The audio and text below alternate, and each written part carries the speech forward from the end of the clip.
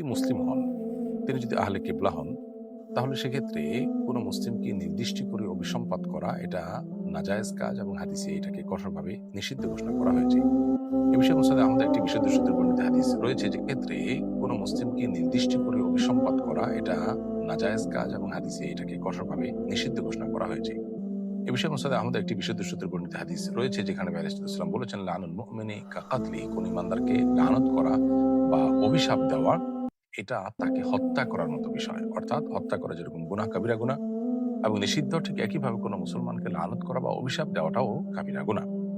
শুধু মুসলমানই নয়, সাধারণ অবস্থায় কাফেরকেও, সুনির্দিষ্ট কোনো ব্যক্তি কাফেরকেও অভিসম্পাত করা নিষিদ্ধ। কারণ এই ব্যক্তি তিনি হেদায়েতপ্রাপ্ত হয়ে ঈমানদার হয়ে যেতে পারেন। তো আপনি কাউকে অভিশাপ দিচ্ছেন, তার অকল্যাণ কামনা করছেন, হতে পারে তিনি ঈমানদার হয়ে যাবেন, তখন তো আপনি তারপরে অকল্যাণ কামনা করতে পারেন না বা বদদোয়া করতে পারেন না। তো এই জন্য নির্দিষ্ট করে কোনো কাফেরকেও পর্যন্ত উলামায়ে কেরাম অভিসম্পাত করতে নিষেধ করেন। শুধুমাত্র যে সমস্ত কাফেরদের কুফর নিয়ে মৃত্যুবরণ করাটা নিশ্চিত হয়ে গেছে, প্রমাণিত হয়ে গেছে, তাদেরকে ব্যক্তিকে নির্দিষ্ট করে অভিসম্পাত করা জায়েজ রয়েছে। যেমন আবু জাহেলের কথা বলতে পারি, ইবলিসের কথা বলতে পারি, আবুল আহাবের কথা বলতে পারি, যেগুলো কোরআন হাদিসের আলোকে প্রমাণিত হয়ে গেছে।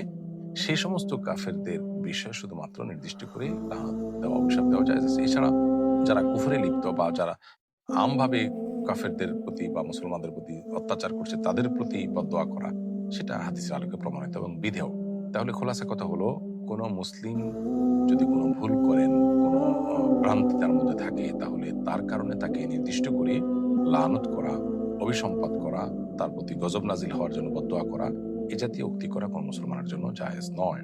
ছাত্র জীবনে আমি সবসময় শিক্ষকদের প্রতি অনুগত এবং শ্রদ্ধাশীল ছিলাম এবং কখনো অসৌজন্যমূলক আচরণ করিনি, কিন্তু ইদানিং কিছু বিষয়ে দ্বিধায় আছি। যদি কোনো শিক্ষকের নির্দেশনা আমার জন্য ক্ষতিকর হয় বা আমার ক্যারিয়ারে বাধা সৃষ্টি করতে পারে বলে মনে হয়, তাহলে সেক্ষেত্রে সেই নির্দেশনা অ্যাভয়েড করার অধিকার আমার আছে কিনা। প্রথম কথা হলো যে, আপনি যদি কোনো প্রতিষ্ঠানে ভর্তি হয়ে থাকেন এবং প্রতিষ্ঠানের নিয়ম কানুন থাকে, তাহলে সেটা আপনাকে মেনে চলতে হবে, যেহেতু আপনি সেটি মেনে চলতে অঙ্গীকারাবদ্ধ হয়েই আপনি ভর্তি হয়েছেন। ভর্তির পর যদি সেই নিয়ম কানুন আপনার পছন্দ না হয়, ক্ষতিকর মনে হয়, তাহলে প্রতিষ্ঠান চেঞ্জ করার আপনার এখতিয়ার আছে, কিন্তু আপনি যে বিষয়ে মানবেন বলে অঙ্গীকার করেছেন, সে বিষয়ে না মেনে চলার সুযোগ আপনার নেই, কারণ মুসলমান তার অঙ্গীকার রক্ষা করতে হবে। এর বাইরে কোনো শিক্ষক ব্যক্তিগতভাবে শিক্ষক থাকাকালীন কিংবা শিক্ষকতার আপনার সাথে তার শিক্ষক ছাত্রের সম্পর্কের পরও যদি তিনি কোনো নির্দেশনা দেন, যেটা মানতে গেলে আপনি দেখছেন আপনার ক্ষতি হবে, তাহলে সেটা মানা আপনার জন্য আবশ্যক নয়। এটি না মানলে আপনি শিক্ষকের প্রতি অসম্মান করেছেন বা তার প্রতি অশ্রদ্ধা করেছেন, এমন কিছু প্রমাণিত হবে না বা এমন কিছু বলা যাবে না। এই জন্য আপনার জন্য কল্যাণকর কিছু বললে সেটিকে আপনি মানবেন, অকল্যাণকর কিছু হলে তার প্রতি অশ্রদ্ধা না করে আপনি বিনয়ের সাথে আপনার অপারগতা প্রকাশ করবেন বা আপনি অ্যাভয়েড করবেন, সে এখতিয়ার আপনার অবশ্যই আছে। এর ফলে আপনি বেয়াদব হয়ে যাবেন না বা শিক্ষকের প্রতি অসম্মান প্রদর্শনকারী হিসেবে বিবেচিত হবেন না। কুকুর কেনাবেচার জন্য অ্যাপ বানিয়ে দেওয়া যাবে কিনা? শখের বশে কুকুর পালন করা জায়েজ নয়, তবে পাহারাদারির কাজের জন্য, সেফটি সিকিউরিটির জন্য কুকুর লালন পালন করা শরীয়ত দৃষ্টিকোণ থেকে জায়েজ আছে। কুকুর কেনাবেচার যে অ্যাপ তৈরি হবে, সেই অ্যাপে যদি সাধারণত শুধু শখের বশেই মানুষ কেনাবেচা করবে পশু, এটি যদি আপনি জোরালো ভাবে জানেন, জোরালো সম্ভাবনা যদি এটি থাকে, তাহলে সেক্ষেত্রে সেই অ্যাপ বানানো আপনার জন্য সঠিক হবে না, কারণ সেক্ষেত্রে আপনি এটা নাজায়েজ কাজে মূলত সহযোগিতা করছেন।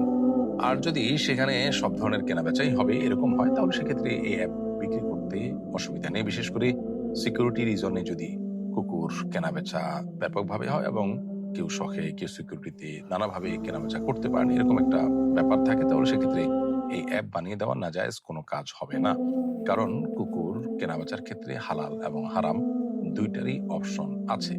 যেহেতু দুইটা অপশনই আছে, তাহলে এরকম বিষয় মাল্টিপারপাস ইউজ যেতে হয়, অতএব এটিকে জায়েজ এবং নাজায়েজ দুইটাই যেহেতু আছে, বিধায় আপনি অ্যাপ মৌলিক প্ল্যাটফর্ম, সেখানে আপনি নাজায়েজ কাজ করতে মানুষকে উৎসাহ দিচ্ছেন না, উদ্বুদ্ধ করছেন না, সেই হিসেবে এটা জায়েজ আছে। কিন্তু যদি রেশিওটা হারামের সম্ভাবনাই বেশি থাকে, কেনাবেচাটা আপনার সিকিউরিটি রিজনে খুবই কম হয়, মাইনর হয়, তাহলে সেক্ষেত্রে অ্যাপ বানানো আপনার জন্য সঠিক সিদ্ধান্ত হবে না। কারণ আল্লাহ বলেছেন, তাআবানু আলাল বিররি ওয়াত তাকওয়া ওয়া লা তাআবানু আলাল ইসমি ওয়াল উদওয়ান। ভালো এবং কল্যাণের কাজে তোমরা একে অন্যকে, তাকওয়ার কাজে একে অন্যকে সহযোগিতা করো, অন্যায় এবং সীমা লঙ্ঘনের কাজে কেউ কারো সহযোগিতা করো না। অতএব আপনার এই অ্যাপ তৈরি করাটা নির্ভর করবে আপনি এর মাধ্যমে কোনো গুনাহের কাজকে সহযোগিতা করছেন কিনা। যদি গুনাহের কাজে এখানে বেশিরভাগ হয়, তাহলে সেক্ষেত্রে গুনাহের কাজে সহযোগিতা হিসেবে বিবেচিত হবে।